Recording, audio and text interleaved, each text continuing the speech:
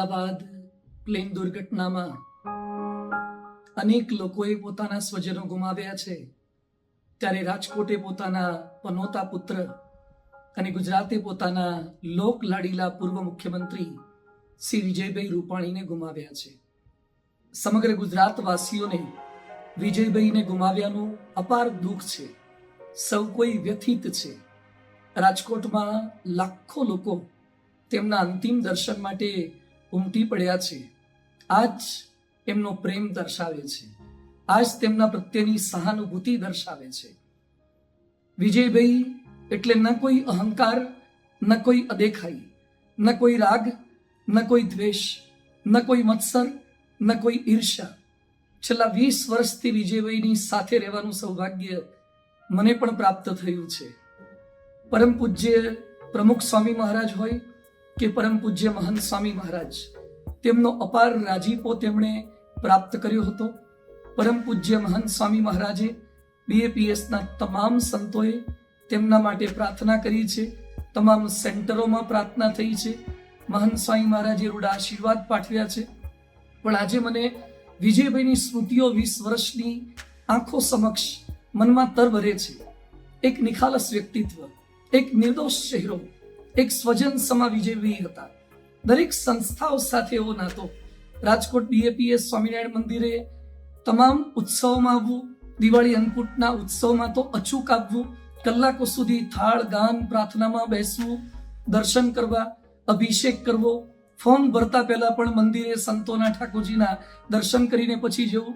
એમના ઘરે પણ અમે સંતો જઈએ ત્યારે એક ભક્ત તરીકે સંતોનો આદર સત્કાર કરવો, કે મુખ્યમંત્રી થયા પછી પણ મળવા ગયા ત્યારે પોતાના સ્થાનેથી ઊભા થઈને સંતોને સામેથી સ્વાગત કરવા માટે જવું, ચરણ સ્પર્શ કરીને પગે લાગવું.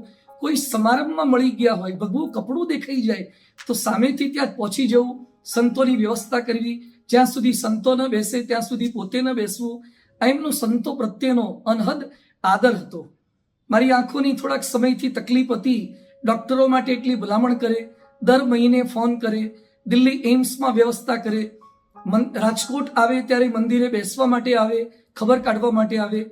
નાનામાં નાના વ્યક્તિને મદદરૂપ થવું એ સૌ કોઈનું હૈયું આજે કબૂલે છે. પ્રમુખ સ્વામી મહારાજના ધામધમન સમયે પણ સતત 3 દિવસ સુધી વિજયભાઈ ખડે પગે રહ્યા હતા અને સઘળી વ્યવસ્થાઓ કરી હતી. મને યાદ આવે છે, વિજયભાઈ મુખ્યમંત્રી થયા એ સમયે હું સ્ટેજ પર એમની બાજુમાં પ્રવચન માટે બેઠો હતો. અચાનક જ ચાલુમાં વિજયભાઈ મારી બાજુ ઝૂક્યા અને મને કે, સ્વામીજી, મુખ્યમંત્રી થઈ ગયો એટલે એમ ન રાખતા, પણ કંઈ પણ ભૂલ થાય તો કાન પકડવાનો તમને અધિકાર છે. નહીં કોઈ અસ જન્મા જગમાહી પ્રભુતા પાઈ જાહી મદ નાહી. ગોસ્વામી તુલસીદાસજી આ કહે છે, પરંતુ પોતાના કાન પકડવાનું એક સંતને કહી શકે. આ એમની ઉદારતા હતી, આ એમની નિખાલસતા હતી. અને જ્યારે પણ રાજકોટ મંદિરે આવે, ઉતાવળમાં હોય છતાં પણ અચૂક દર્શન કરે, સંતોને મળે.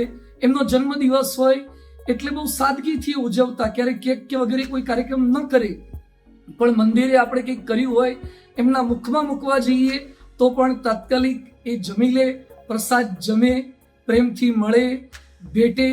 મને યાદ આવે છે કે એકવાર એ ઉતાવળમાં હતા, નીકળતા હતા, બધું જમવાનું કહે છે કે હજુ તો ગાંધીનગર પહોંચવાનું છે, બધું થોડો સૂપ પી લો.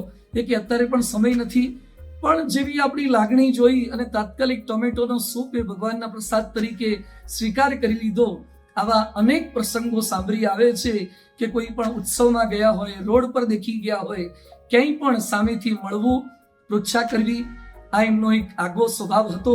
એમના પરિવારજનોને આ દુઃખ સહન કરવાનું, આપણને સૌ કોઈને આ દુઃખ સહન કરવાનું બળ પ્રાપ્ત થાય અને વિજયભાઈના જે સદગુણો છે સૌ કોઈની અંદર ઉતરી આવે. વિજયભાઈ પોતે ઘસાઈને અનેકને ઉજળા કરીને ગયા છે. એમની સરળતા સૌને સ્પર્શી ગઈ છે. એમનો નિર્માનીપણું કાયમ માટે હૃદયમાં અંકિત થઈ ગયું છે. વિજયભાઈ નું પાર્થિવ દેહ આપણી વચ્ચેથી અદ્રશ્ય થયો છે, પણ એ દિલમાં વસી ગયું છે. કોણ કહે છે કે વિજયભાઈ ગયા? વિજયભાઈ અંતઃકરણમાં અમર બની ગયા.